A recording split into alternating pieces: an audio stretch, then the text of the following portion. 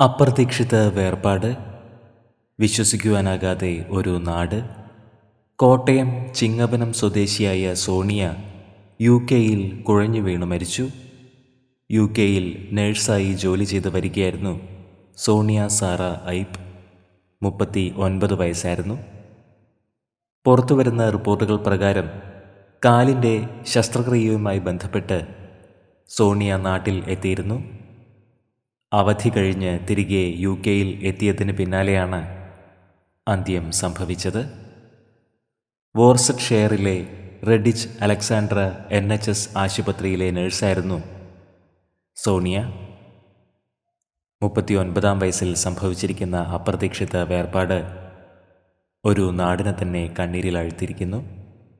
നിരവധി പേരാണ് ഇപ്പോൾ സമൂഹ മാധ്യമങ്ങളിലൂടെ പ്രണാമം അർപ്പിക്കുന്നത്. ആത്മാവിന് നിത്യശാന്തി ലഭിക്കട്ടെ എന്ന് നമുക്ക് പ്രാർത്ഥിക്കാം.